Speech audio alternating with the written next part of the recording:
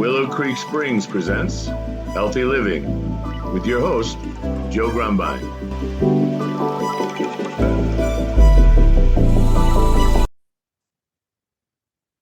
Well, hello, and welcome back to the Healthy Living Podcast. I'm your host, Joe Grumbine, and today we have with us a very special guest. His name is Jonathan Cotter, and we just had a nice little conversation. And he's got a very unique program, a very unique life situation that so many people find their way to this show. Jonathan has a son that many years ago was diagnosed with a condition called spinal muscular atrophy as an infant. And over 17 years, Jonathan and his wife co-founded an organization called Helen House, and it's one of the few children's respite and palliative care homes in the U.S. And really, I just want to open the door right there because that is something that we were just talking about is a discussion that really needs to be had. Palliative care, respite care, and children don't generally end up in the same conversation. Jonathan, welcome to the show. It's great to have you here today. Joe, wonderful opportunity. I appreciate the chance to get a chance to talk. This is great. Absolutely. So you have a very, very unique story. And I always like to give a guest a chance to kind of tell us about how you got here. And why don't you tell us a little bit about that experience raising a son with this condition? And, it seems like a very interesting and important story. Yeah, I appreciate that. The other thing, you and I discovered we're about the same age too. So Right. we kind of have the same general life experiences. In my case, my wife and I are Arizona family. So I'm talking to you out of Scottsdale, Arizona right now. Right. We've been married for over 33 years. When we got married, my career was in marketing. I worked for brands that you know and love. So I started my life at the Dial Corporation on Dial Soap. My wife was a school teacher. We went off to see the world. After a few years of marriage, we moved to Green Bay, Wisconsin, and I worked for Breyer's Ice Cream. After a couple of years, we moved Oh, to the Twin Cities and the Pillsbury Company. wow. And I, at that point, was a senior marketer. We loved living in the Twin Cities. That's where we had our first son, Ethan, who's now 27 years old. He's a bassist in a death metal band, so that'll be a story for another I day. love it. And it was in Minneapolis that the Pillsbury Doughboy gave us the opportunity to go to London, England, and do a Wow. job assignment in London. So that's where we went. After 3 years in Minneapolis, we moved to London for 3 years. And after landing there, we decided to continue our family. And so our young son Ryan was born, and that's the story that we'll talk more about here today. Ryan was our second son. Beautiful birth. We were already parents, so we knew about toddlers and diaper changes, and we thought we had this down. And at 8 months old, Ryan, actually, the important thing is that we thought he was a late bloomer. He was a perfect baby, looking 10 fingers, 10 toes, perfect APGAR score, but something just wasn't right with him. He just didn't have any strength. He wasn't sitting up unassisted, holding his head up like our other son, who was practically running at 10 months, was doing. And Okay. so my parents had come over from Arizona to visit us for the holidays, and my mom held Ryan for the first time, immediately teared up and said, "I'm so sorry." Looked at my wife and said, "I'm so sorry." And that Wow. was the confirmation that, okay, something just is not right here. My mom, I have three sisters. My mom was used to babies. And so that was really the trigger that put us on the road to doctor visits and specialists. And that's when we were given the diagnosis of spinal muscular atrophy, which turns out it's a rare genetic disease. I'm a carrier, my wife is a carrier, and it just, the odds play out. Wow. And this was 21 years ago. He was born in 2001. Um, and at that time, SMA had no treatments and no cures. Uh, and we were basically told Ryan was 8 months old, don't expect him to live to two, and there's nothing you can do about Whoa. it. Wow. So our world was shattered, and we were 11 hours away from the closest family member, all back in Arizona. My wife is from Tucson, Arizona, born and raised. And so it just literally was devastating news to hear. And that's kind of, obviously was grief and how is this happening and what are we going to do about all this stuff? And at that point, Ryan's care really was starting to get much more intensive. We started to, it's called spinal muscular atrophy for a reason. Right. We needed to start to do a lot of physical therapy with Ryan to try and keep his joints loose so they didn't just stiffen up his legs and his arms. He wasn't able to kind of brush his teeth or I mean, he was only 8 months old at this point, but Right. He needed a lot of attention, and we found ourselves in the hospital quite a bit because he was getting pneumonias. His body wasn't able to get good breaths, so he would get colds more frequently. And so the other major point was his care became intensive 24 hours a day, 7 days a week, which includes the evenings. So where most of us, when we sleep, we wrestle around a little bit to get comfortable, Ryan couldn't do that. Ryan, Wow. you put him on his back, and 45 minutes later or an hour later, he would cry out because he needed to be changed position. So either my wife or I had to go into his bedroom, flip him on his side, 45, try and go back to bed. 45 minutes later, an hour, he'd cry out again. One of us would go to his room, flip him on his other side. And so we always trained ourselves to kind of live on very little sleep, or we were always on guard and always alert. And it just becomes incredibly exhausting. Wow. Plus, you have this, and this is, I think, where you and I'll end up talking a lot too, is that this idea that not only was his medical care and his caregiving needs intensive, but you also have this cloud and umbrella over this whole thing, which was really the emotional journey that we now found ourselves on because there was no treatments and no cures and a life expectation that he won't live to two. And how do you find joy? How do you live life trying to really deal with all the medical caregiving needs of the day, but also just try and find joy when you're also trying to think about, should I be planning for funerals? Should we be planning a death? And so that's what's called anticipatory grief. And then that really kind of gets into this bigger idea of palliative care support, which is really just beautiful and wonderful and helping families and people thrive throughout the lifespan, adults, kids, everything, just about how do you kind of go through journeys like this, especially when they're kids? So, hope is such a powerful word. I know, Yeah. I'm overcoming a very aggressive cancer right now. And in my journey, I found a place where I said I can fix on this hope of, okay, it's a solvable problem. All I got to do is find the answers and do the hard work. And I have hope. And, Yeah. and so was there anything out there? I mean, I'm sure you were doing research and meeting people, and you've probably dedicated your whole life, as I did, to we got to see if there's something out. Like, just because they say there's no hope doesn't mean that we give up, right? Oh yeah. Well, I mean, I think that I've been around now. This was, Ryan died at the age of 17 and a half years old. He did survive his second birthday, then a third birthday, then a fourth birthday, and the kid kept going. If he was here joining our conversation, he would describe himself as moldy cheese, way past his expiration date. The kid was Wow. cheeky, he was wicked smart, mature beyond his Uh, years, very verbal. You couldn't shut the kid up, but he uh, was very physically challenged. So at 17 and a half years old, when he died almost 7 years ago now, he was using a power wheelchair for mobility. The computer that you and I are talking on is a gaming computer that he and I built together. So he was very active and he had a joyful life, but it was very challenging. But in those early days, right when we were talking about hope, yeah. um, I believe that families who have children that are impacted with medical fragile conditions or rare diseases like this that are not expected to live long lives, the number one thing that those families want more than anything in the world is a cure for their child. That's what they Sure. hope for. They'll give anything to cure their child. But then what you realize is that sometimes there are treatments and sometimes there are cures. In our case, there was none of that available, but we got to save money or we got to raise money. We got to find a cure. We got to chase this thing. And Right. then what you realize is you also need sleep. Right. And that I believe that the second thing that these families need more than anything is sleep. And that was really I think the thing that we quickly realized is as we were really struggling with our day-to-day lives now, the physical therapist that was helping us, and we were now seeing very actively when Ryan was young in England, Mhm. um, that person referred us to a place called Helen House, which is Okay. the world's first children's respite, palliative, and hospice home. And it was started in 1982 in Oxford, England, which happened to be 45 minutes up the road from us from where we were living in London.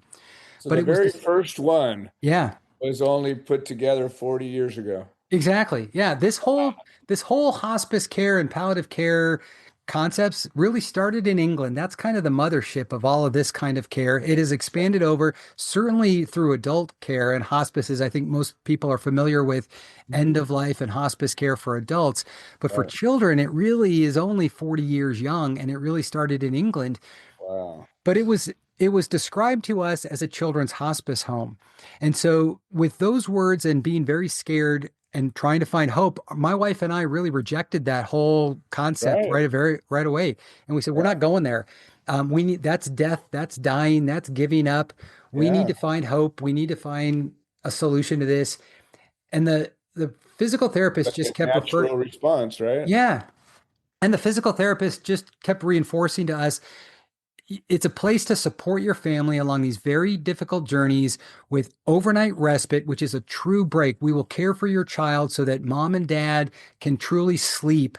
Um, and that it has palliative care support, which it means that the team is interdisciplinary. Not only does it have nurse, it's a basically Helen House. When we finally agreed to go, it was a warm blanket of love. It was Nice. absolutely not what we expected. We thought it's not a hospital. It's not a nursing facility. It was truly a community-based, very large home with 8 children bedrooms and 3 family suites, and then specialty rooms.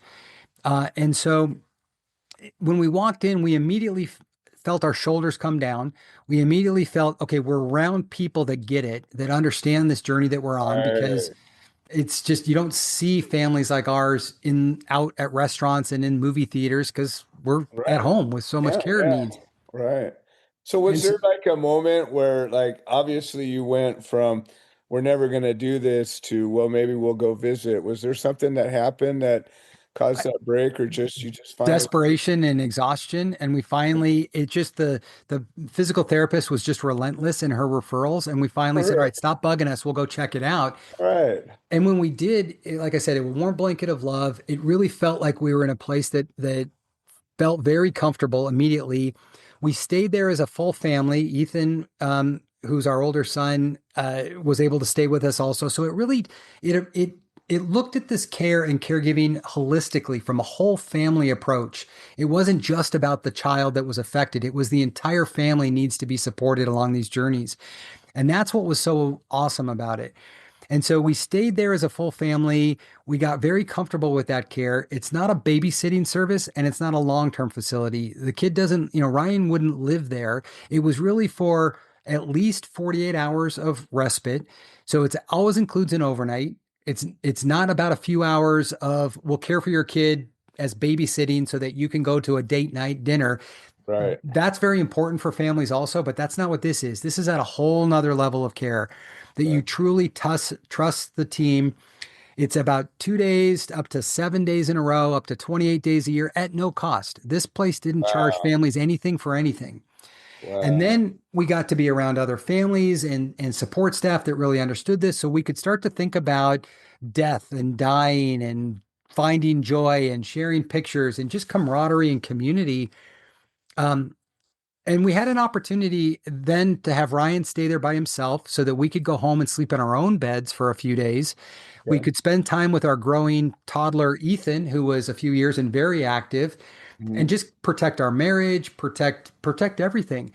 And then we had, this was still now part of our caregiving support system for about a year and a half. And then we realized, okay, we're very much getting close to Ryan's second birthday, the date that we never thought we were going to reach.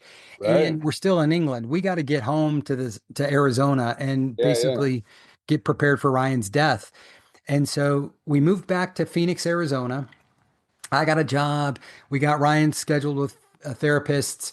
And on our last day at Helen House, um, we asked the team, okay, this is now so important to us. How do we continue this kind of care Right. in Arizona? Now And that they you've looked, discovered it. yeah, there were 54 of these kinds of community-based care models across the United Kingdom at that time. Wow. When we came back to Arizona 20 years ago, the team looked at us and they said, yeah, no, there's none of these in the United States, let Wow. alone Arizona or nowhere. And that's just crazy. I mean, the UK, the whole UK fits into Texas. And Yeah. here we are, this whole giant country, and there's not a nothing. Our country is 5 times bigger population wise than the UK. And you said geographically it fits into Texas. And then Yeah, population wise, we're 5 times bigger. They had right. 54 of these houses. We should have hundreds of these. Oh, We had and none 20 wow. years ago. And so when we came back, we said, well, that stinks. There's nothing we can Yeah, do about that. We got Ryan's care going. I got a job. Life kind of resumed. And then about a year after being back, my wife started passionately talking about our experiences at Helen House, and a community started to rally around her. And good long for story, her. sh- long story short, people kept saying, "I can't believe this doesn't happen. This needs to happen." And Yeah, so we had a community meeting with some various community leaders, just trying to share this idea. And on the drive home, my wife and I looked at each other and we said, "I think everybody's telling us we need to do this. I guess we're doing this." And so we incorporated what has become Ryan House.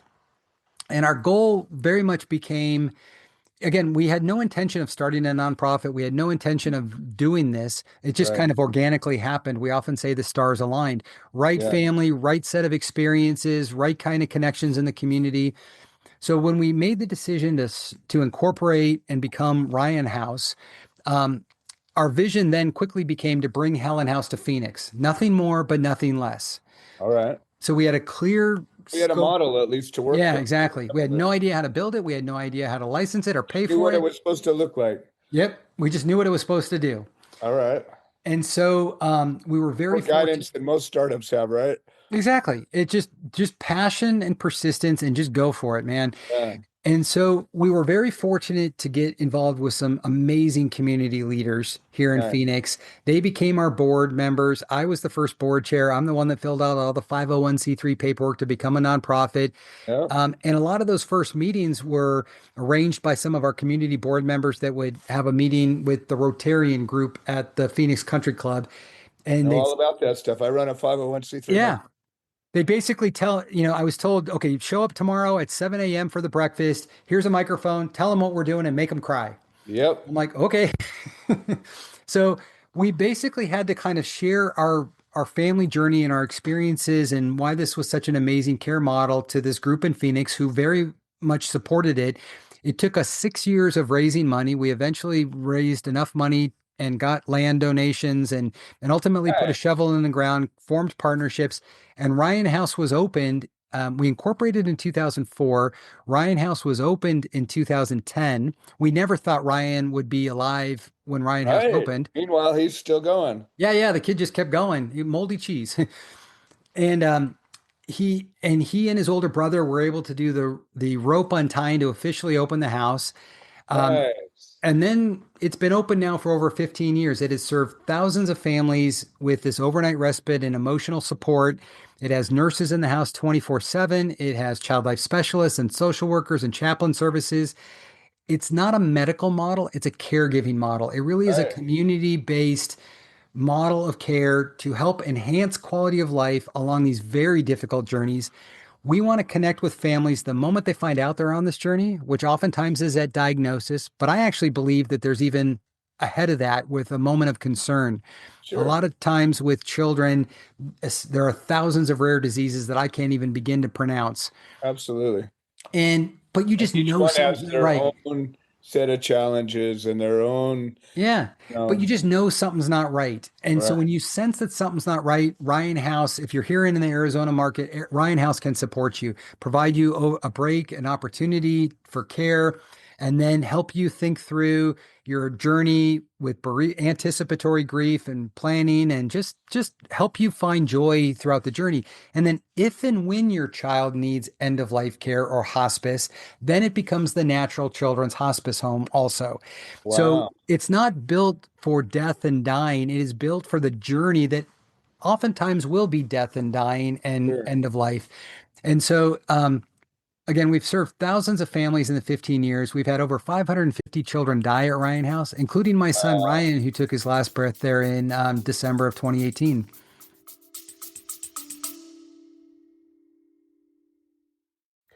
Hi, this is Joe Grumbine, and I wanted to share an update.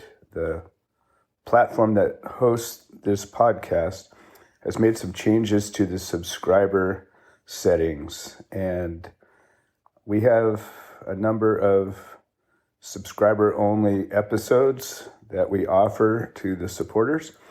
And for a minimum of $3 a month, we can get you signed up. And if you're already signed up and you're having some kind of trouble locating these episodes in the other platforms, I would say maybe the best answer is to unsubscribe and then resubscribe. I'm sorry for the hassle. I don't have any way to make a change, but I'm very grateful for all the support. Thank you. Wow, what a powerful experience. And how big is this place? So the house itself is very much modeled after Helen House in England. So it's from a square footage perspective, it's about 12,500 square feet. It has 8 children bedrooms, 3 family suites, because the first time a family comes and stays, mom and dad or the primary caregiver has to stay at the house also. It always is at least 48 hours, so it always includes an overnight. And oftentimes, children on these medical fragile, that have very complex medical conditions, they've never been cared for by anybody other than mom or dad. Or mom and dad have never allowed anybody to care for them other than themselves. So there's kind of I describe it kind of as a weaning off period a little bit where everybody just has to get comfortable. The team at Ryan House, they know how to do tracheotomy care. They know how to do G tubes and feeding tubes and transfer kids from wheelchairs and do medicines throughout the day. It's really the trust and just the nuances of the unique care of that particular child. The parents have to come quickly to be able to trust the team, because that's, very, very, very difficult for somebody who's been the only ones that know how to take care of their kid. And now they're going to say, okay, well, there's somebody else who knows how to do what we do. Yeah. I mean, our older son, Ethan, able-bodied, now 27 years old, he could go stay the night at a friend's house. A babysitter could easily care for him. But and there were people that wanted to help us with Ryan. And some people we trusted to do that with. But a lot of times it's like, if you're not comfortable moving him, you could break his bone. He had a lot of fragile conditions. You may miss his medicines. It gets very intense. And for somebody to take on that responsibility, they want to help, but they just can't. It's just the reality of it. And so this house also has specialty rooms. So if you were to take a virtual tour of a Ryan House kind of a model, not only do they, well, we've got great videos on YouTube for houses like Ryan House that you can take virtual tours, but it's not only do they have the 8 children bedrooms, the 3 family suites, because when a child is there for end of life care, the families want to be in that house. They want to basically, when a child is there for end of life care, the team at a place like Orion House is there to provide all the caregiving support so that mom and dad can be mom and dad and really focus on the love and just those memories and just the experience of the end of life journey.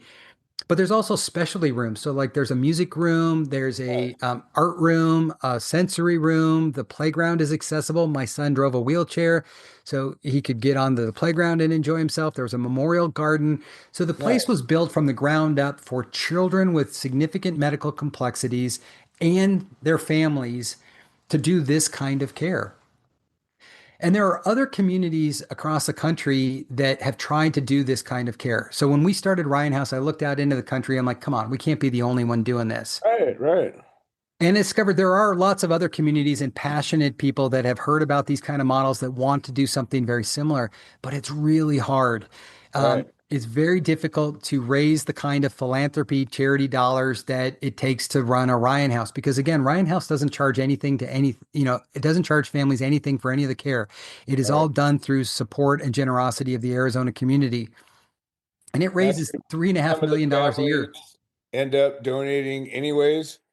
Yeah, absolutely. Well, so for Ryan House, it raises $3.5 million a year through philanthropy. So these other communities across the country that have been trying to do this, they really struggle with trying to raise that kind of level of money to build a house and to sustain a house. And so these different communities had yearned for national leadership. We'd get together every once in a while as we discovered each other, and we'd kind of talk and we'd say, hey, wouldn't it be great if there was a national leadership? But nobody was willing to kind of step up and lead this charge from a national level. I wasn't willing to do it either. Yeah. because I, through these years, was dad of Ryan. Right. I was a vice president of marketing trying to support my You own had a lot on family. your plate. Yeah. Yeah, I was still very involved in the board at Ryan House, and I Sure. didn't have time to do it. But then Ryan died. Right. And when Ryan died in December of 2018, that changed everything for me. Okay. That hit me really hard. Of course. And I decided that became the significant tipping point for me. I When you have a death of a child, so in Ryan's last couple years of life, when he was 15 years old, we started to get a lot of nighttime nursing and home health support in our house. And Ryan was cared for. We were very good champions of Ryan's care and working the system to be able to help support this. And a lot of families struggle with that. My wife and I became very experienced and very effective at championing the system to get care for Ryan. And so in the last couple of years of his life, we had 5 nights of nighttime nursing coming into our house. There was just rotation of people coming in our house all the time. That was just Got life. it. But when your child dies, all of that stops immediately. Right. And then it's quiet. Yeah. And the quiet is deafening. It just drives you Wow. nuts because you're just not used to that for 17 and a half years. Right. And so I really decided that I got so frustrated at the US healthcare system that we need to change the system. We need to help these models get open, and we need to basically what we're taking is a model of care really designed for children and families that is trying to fit into a world really designed for adult care. Okay. And so licensing and reimbursement pathways to support these kind of models beyond philanthropy need to be rethought about and reframed. And so Sure. I decided that when Ryan died that maybe it's the time, maybe I'm the guy. Let's go for this now. All right. I went back to What school. I'm I hearing. decided I love parent advisory councils, but I thought I have the skill set, the life experiences, the passion to do something more. Went back to school, got a master's in public health so that I could become a public health expert. All Uh, right. Went to Johns Hopkins, got a fabulous education and an outstanding network that I was able to now kind of reemerge as a national thought leader in this space. Wow. And then what I started to do is kind of corral these communities across the country into a cohesive, formalized coalition. And so Okay. we created, and again, How I did they didn't, respond to that? what's that? How did they respond to that? I mean, it No, looks they like loved it because they again, were hunger free for it. yeah, And they were looking for leadership and community building yeah, and yeah. realizing that they're not alone. And so what happened was just like when my wife Holly and I started Ryan House, we didn't intend to do it. People started to surround us. The same thing kind of happened at the national level where these communities were really, really just looking for this kind of leadership. And so it just needed a stake in the ground to really rally around. And so I created that. So we launched an organization called the National Center for Pediatric Palliative Care Homes, which is a mouthful. And so we Yeah. just refer to us Need ourselves an as the National acronym. Center. Yeah. And then what we did is we created a umbrella brand called Children's Respite Homes of America. And we have Okay. a website called children'srespitehomes.org. And that really is the more public facing, easier to kind of remember children'srespitehomes.org. That really is a website that is us that really shows you the 41 pioneers and leaders across the US now, across 28 states that have now come together that are all trying to do these kinds of programs in their own states. So it's Okay. everything up in Seattle to Atlanta to Iowa to New York, Ohio, all across the country. We're helping to support now. We've got basically three main pillars. We're trying to bring more education and awareness to these family journeys and this model of care. We're trying Okay. to advocate and change the world.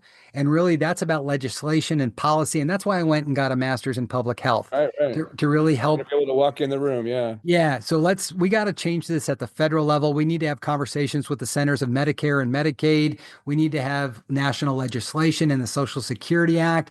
And Right. that's the stuff I get excited about now because that's Yeah. really the change the Huge. world stuff. And then at the state level, we need to change licensing and reimbursement payment models. And that gets into weeds and detail, Right. but that's what I'm designed to do now. And then we also have community building, which is really about these leaders in these communities, in these families to say, you're not alone. We see you, we hear you, we can support you. And so what I love about these conversations is as you've got kind of a nice national reach also. So if a family is hearing this and going, well, I don't Oh, live in yeah. Phoenix, I live in Atlanta, Georgia. It's like there is a program trying to get going in Atlanta. Right. And so on childrensrespitehomes.org, we have a map that you can link to find wherever you are. We can link to the closest program that's developing. You can Nice. get more involved in that group if you want to get involved and support them locally. If you're interested in this kind of a movement and have some skills or experience or passion and want to help change the world and get involved with us at a national level, we love that too. Wow. And that's really what we're doing now. And so I say my son is clearly my North Star. He's definitely my fuel and my energy. And that's, that's what's So going on. I see that the information I have says you guys are on a roadmap to build 50 children's care homes in 50 cities over across the next 5 years. Yeah. And so I know we're running low on time, but we're doing really well. I think I don't want to nip this too tight.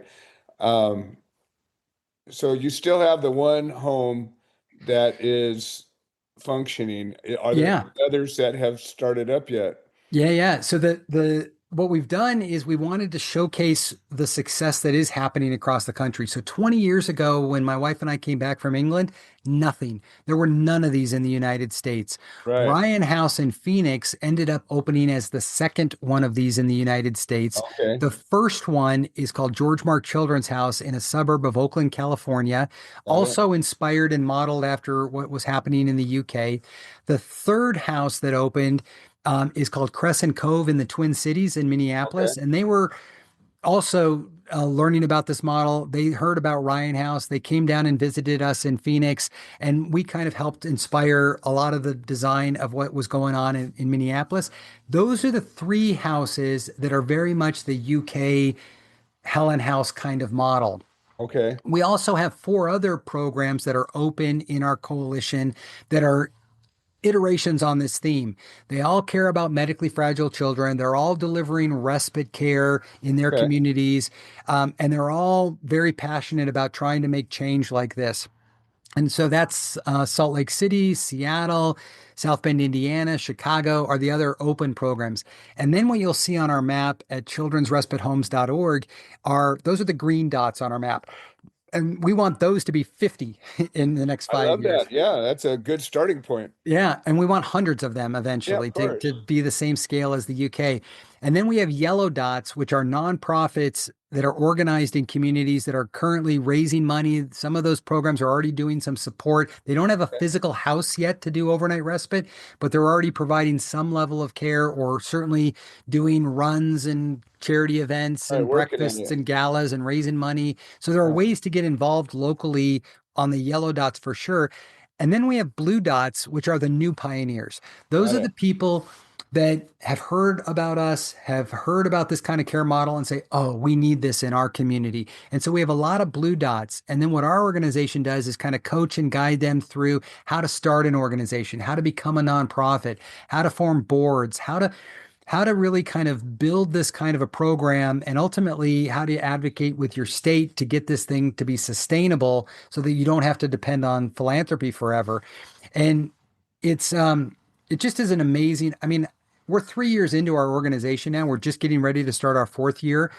Um, I wish that we were much farther ahead because I've got a ton of passion and Sure. excitement, and I know this is going to take a lot of years. But I also reflect back on the last 3 years and I go, wow, we've accomplished a lot. The fact Right. that we've got 41 pioneers and programs across 28 states all working together. We've got amazing government affairs councils with just some significant national thought leaders that want to help make this change happen. We've got national advisory councils, an amazing board of directors and supporters. And so it's a very different day today than it was 20 years ago when my wife and I started Ryan House. We had no idea what was going on. Wow. Wow. You guys have had as few people I've met have made a giant impact on the world, just as you set out to. Well, listen, Jonathan, I I'd always like to try to wrap things into a parting shot as or a final thought that clearly we have a lot more we could talk about. I'd love to have you come back and go deep into some of these little topics. We didn't even really discuss the family, Yeah. the burden to the marriage, to the family, and all that. And there's so many elements that we could go deeper on. But if you've got one message that you'd like to send our listeners with, I'd certainly love to hear what that sounds like. I think that from a family perspective, we get it. We understand it. These are very difficult journeys. I think that there's a lot of love and support and wanting to help you on these journeys. And I think that from a community building, if you're listening to this, I'm a marketing person. My wife was a school teacher. We are not, we didn't start these kind of programs with an idea that we are policy experts or business experts. We just had passion and said we need to help our community get this level of caregiving for these families. And to those people that really are hearing this for that, there's support for you also. There's, please check out childrensrespitehomes.org to learn more, to get involved with us, to get on our contact email list. It's a, we got a long way to go in America, but we're making progress. Beautiful. And so why don't you go ahead and give us your contact information again? Yeah, sure. The easiest way to try and remember this is childrensrespitehomes.org is our website. And then through that, you can get to all of the links and Facebooks and LinkedIn's and all that other stuff too. But beautiful, beautiful. Well, Jonathan, this has been a very inspiring conversation. I would certainly love to have you back to go deeper into this, and just want to thank you for sharing your time with us. Joe, this has been great. Thank you very much for having me. Beautiful. Well, this has been another episode of the Healthy Living Podcast. I'm your host, Joe Grumbine, and I'd like to thank our listeners for making this all possible, and we will see you next time. This has been another episode of the Healthy Living Podcast. We produce this show so that people can share their stories, people that have overcome obstacles, people that are undergoing obstacles. We're building a community of health-minded individuals. If you're interested in supporting the show, please leave a review on the platform you're listening to it on. If you're interested in becoming a guest, please send an email to itsjoegrumbine@gmail.com, or you can send a note into the notes section of the podcast. All right. Well, thank you for supporting this show, and we hope you've enjoyed it.